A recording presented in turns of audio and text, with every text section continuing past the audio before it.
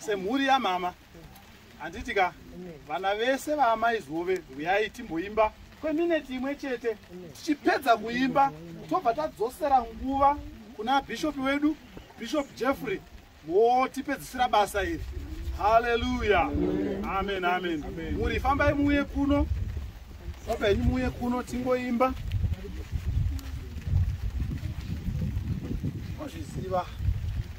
Yai vana wanga bwerani kuno.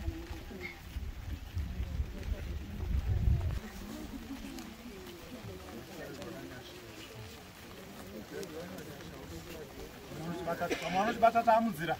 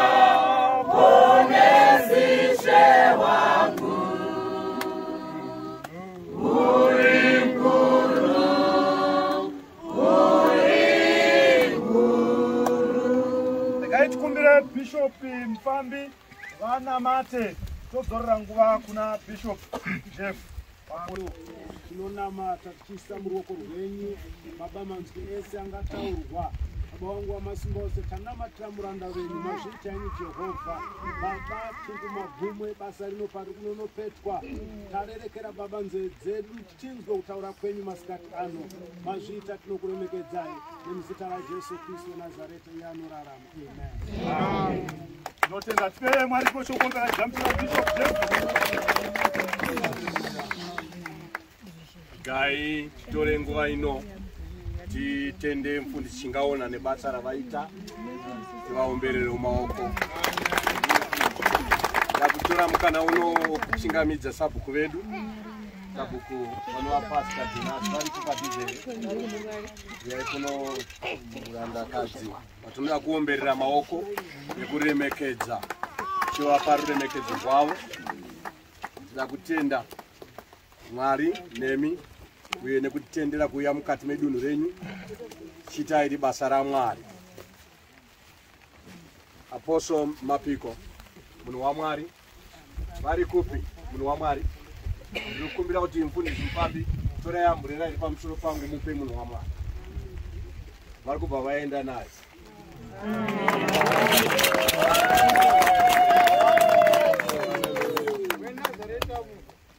Reverend Muronzi ndoda kutenda Mwari vakuitire zvakanaka. Mufundisi Thomas, mufundisi Maisini naamai ndambonzwa mufundisi Muronzi vachitaura nenyaya mudzimai wavo, ini wangu aripo akanakisisa. Aiwa ngati aiwa kana pana asina wake ka. Hallelujah. Hallelujah. I said hallelujah. Handidi kutora nguva yakanyanya kureba tiri pano asi nda kuti vhure mabhaibheri ndozati pane munhu ane reshona kuna Genesis chapter number 35 tizviite nekuchimbidza nekuda kwekuti denga redu riri kutiropafadza uye tida kutenda Mwari nekuti kwanaya tichiita basa rakanaka iri. Mai vedu mai Reverence Hove ndo vakatibereka ini nemudzimai wangu. Mudzimai wangu ari kupi? Amai mufundisi Maisiri vese ava, mufundisi Thomas ana mufundisi Chingaona ana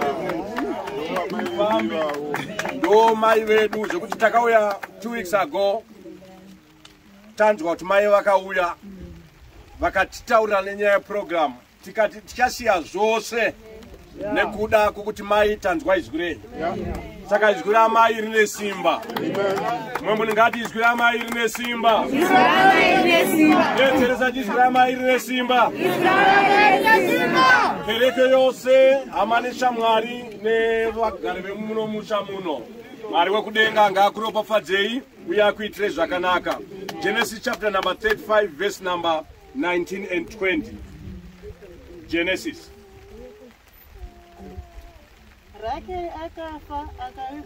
Ndaikumbira kuti pamwe musikana ndikadai ndiani anogona kukasika kundiverengera nevoice repamusoro. Jacobo akamisa shongwe pamusoro pei. This is the pillar yamiswa pamusoro perinda remwana wedu Nyasha. Amen. Izvi hazvisi zvechivanhu kana kuti zvechimubhaibheri. Zvinhu zviri mushoko raMwari. Chinhu chese chakanyorwa mushoko raMwari tinofanira kuchiteedza. Ukaona chiprofita chako chiri chekungotaura nhamba dzezvitupa dzevanhu, ukaona chiprofita chako chiri chekutaura maadhiresi edzimba dzevanhu,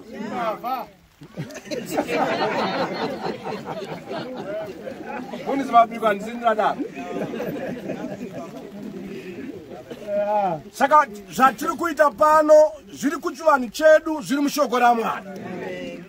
Ruremekedzo iwe Nyasha takakura tichimuona tose, tikamuziva semwana akakura muimba yevanhu vanoda Mwari. Tikamuona achikura achienda kuchikoro Grayson Park. Sekutaro kwaita mai vedu Maizihove aive mwana aiterera, aive mwana aida achiterera izwi revafundisi. Indeed, Nyasha was not a problem mukati muupenyu wedu. Zvakawanika mukati muupenyu waNyasha zviwanikwa. Nyaya yeCovid yatiri kutaura nezvayo nhasi, vhiki yapfuura ndichitarisa painternet nichiona pamusoro pevanhu 33 million pasi rose vakabatwa nedenda iri reCovid. Hazvinei kuti takapfeka mamaski, hazvinei kuti takavhara miromo, hazvinei kuti takavhara kunyange makosi. COVID aina, it does not discriminate. Yes. Chinotora munhu inguva yaMwari.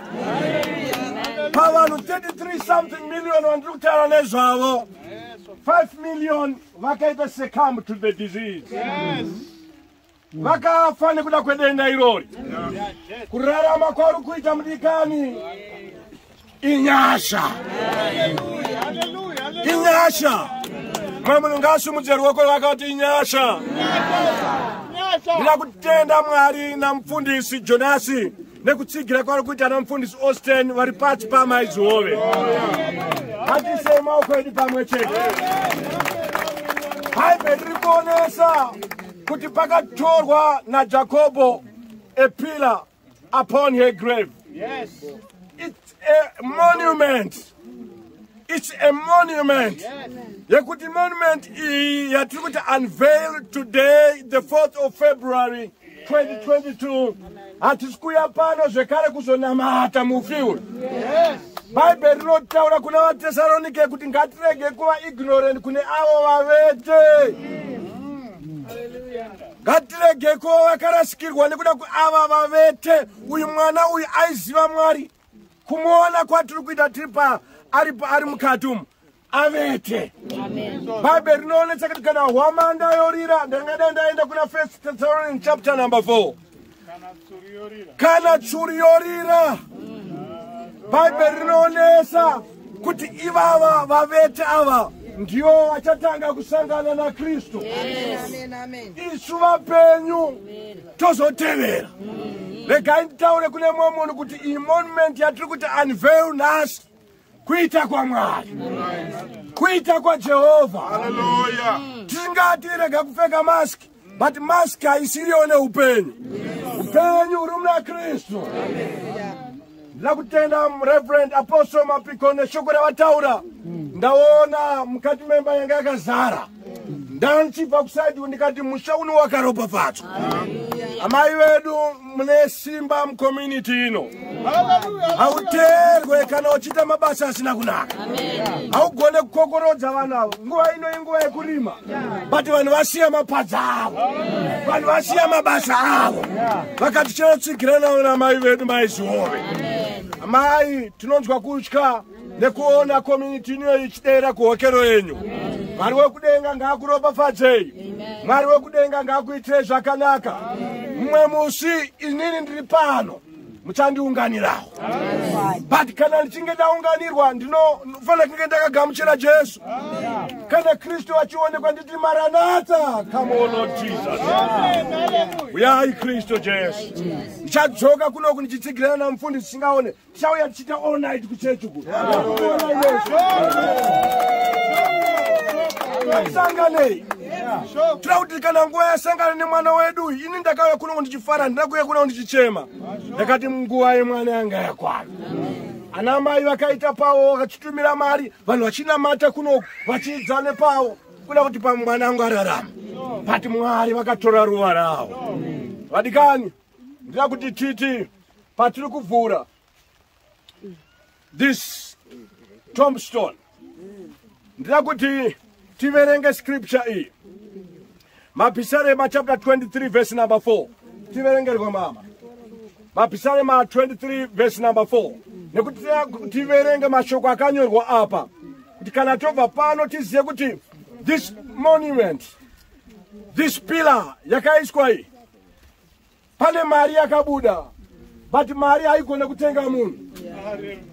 Hallelujah. Adikani pane mari zhinji yakabudiswa kuti ichi chinhu chiitike. Rudo irworwo sezvaataura kuna amai nguva zhinji aita amai ndinokudai. Adikani ndira kuti uzibvunze wakamira pauri ipapo kana nguva iyi yasangana nemwana wedu Nyasha Jim kana achizosangana newe unenge wakamira apo. Reverend Apostle Mapako ataura akati Jesu anotitarirai ndimire pamukova. Ndiri kugogodza ani nani unonzwa zwi rangu ukazarura ndichapinda maari ogara mandiri neniwo zvekare ndogara maari. Nhasi musi wafo ndaona vazhinji vachigamuchira Jesu. Tira kupa Mwari chipo chekuombera nekuti izvi hatichaita izvozvo. Tira kuti izvo tikwanise kuverenga varora ngavauye vatibatsire. Inini ndichange ndichiimba chimbo ichi.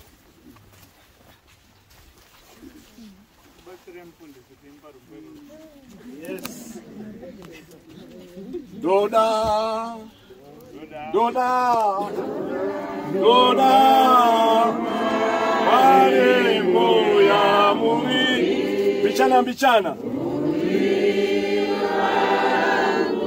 Dakatengwa.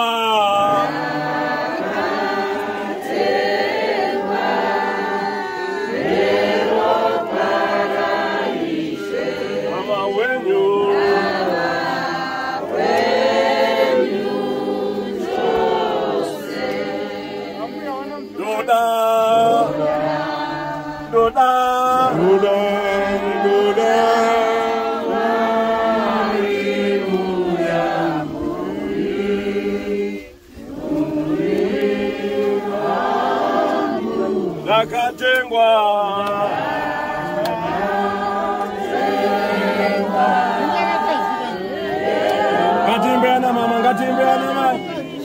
Lava wenyu.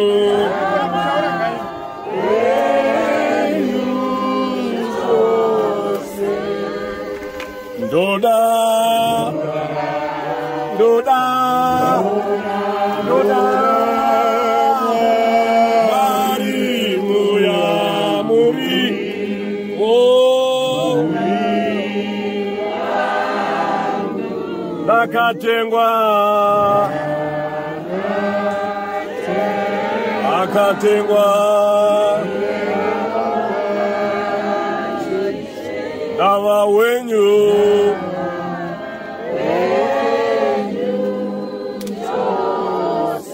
Baba Ndoda, Ndoda, Ndoda, Ndoda.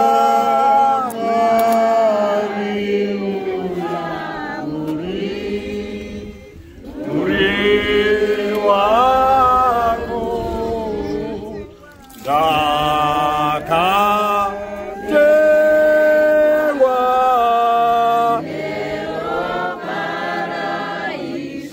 Dawa wenyu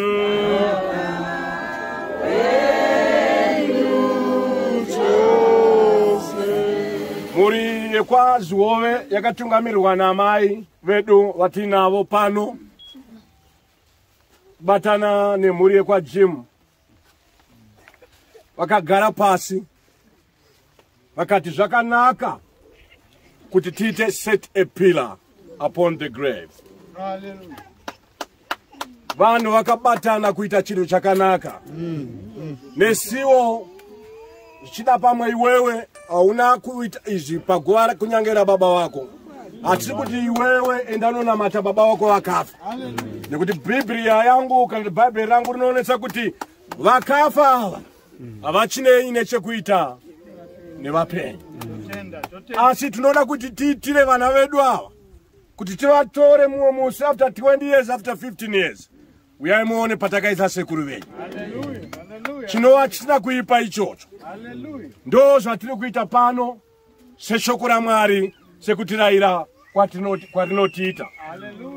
Saka ndichakumbira vanova mai zvove, ndichada kuti muverenge aya mashoko sekutaurirwa kwamaisitwa naNyasha. Mataura akairi mukati akauya akati mama I love you. Akauya zvekare akati mama I will not disappoint you. Rudo irworo ruripo kunyange kusvika muguva. Naizvozvo ndichakukumbirai kuti muverengese mashoko aya. Ndozokumbira vane Shona vazondiverengera scripture yacho iyo Mapisarema 23 verse number 4. Mwari vachititira zvakanaka titeererese tose mai vachiverenga. Loving memory of Nyasha Jim. Date of birth 14/11/1996. Date of death 26 August 2020.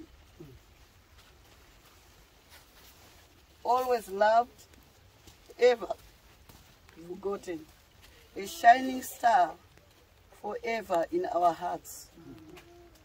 Tears may dry, but memories will never, never, forever dry. Always loved and remembered.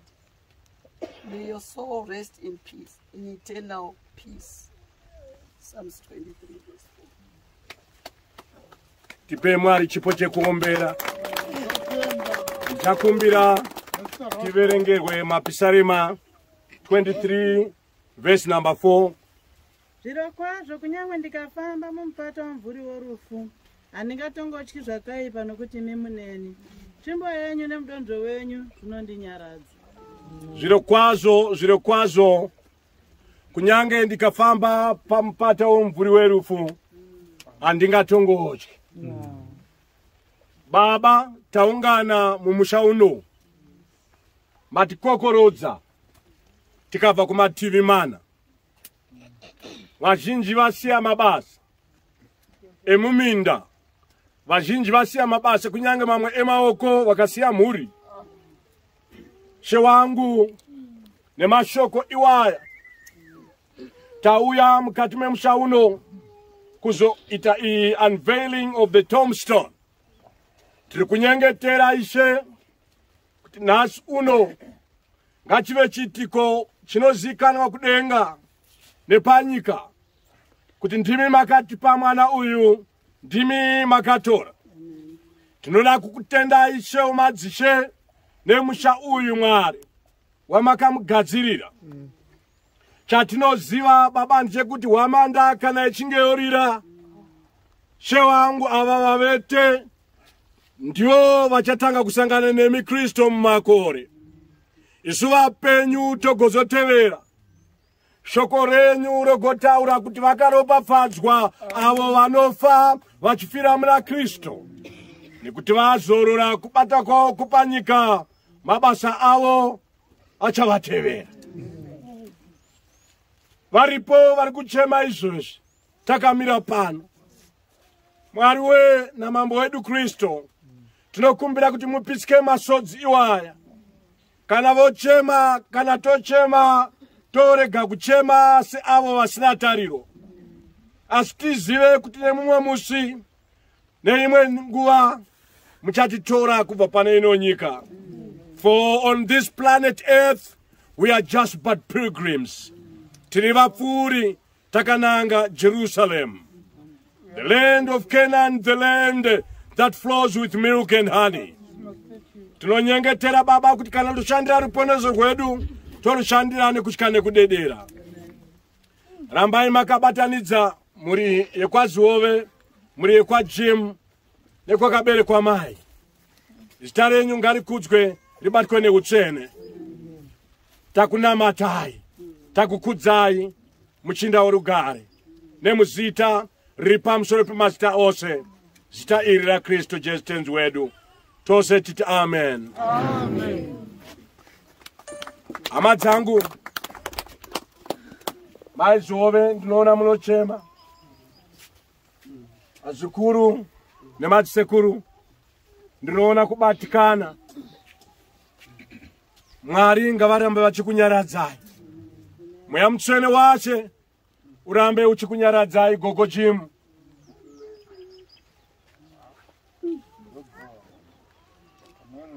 Apo Jesu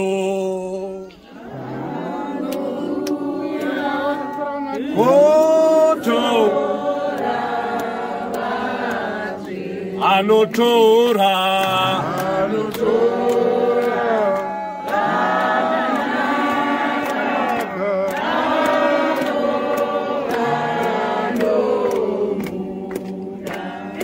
vanhu vake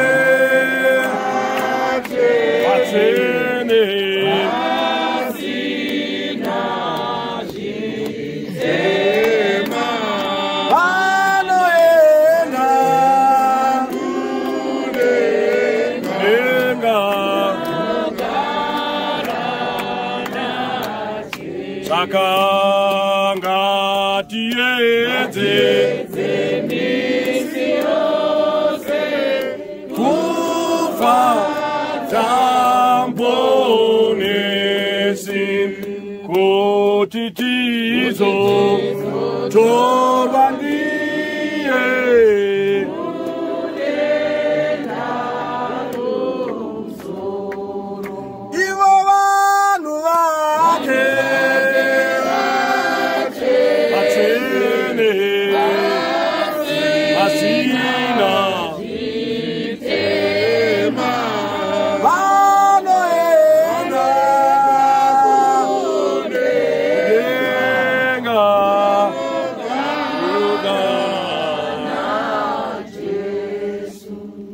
vanhu vake vatene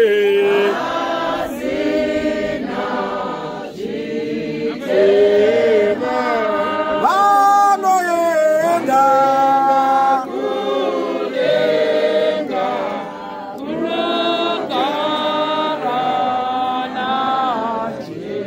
mufundisi Austin chingaone da kudzorera nguva ino kwamuri munhu waMwari, Mwari vachitiitira zvakanaka. Amen. Tipe Mwari chipo chokuongera. Amen, amen. Tinoda kutenda Mwari nokuda kwa Bishop Jeff vati batira basa rakadai muzita ramambo Jesu. Haleluya. Kuti Mwari varambe vachikushandisai munhu waShe. Mwari varambe vachikusimudzirai mundima yaShe muzita ramambo Jesu. Amen. Regai ndipe kutenda kwamuri mafundisi ose ari pano kuti ndidomene mazita ndosirira vamwe nokuti makawanda hama dzangu muzita ramambo Jesu. Amen.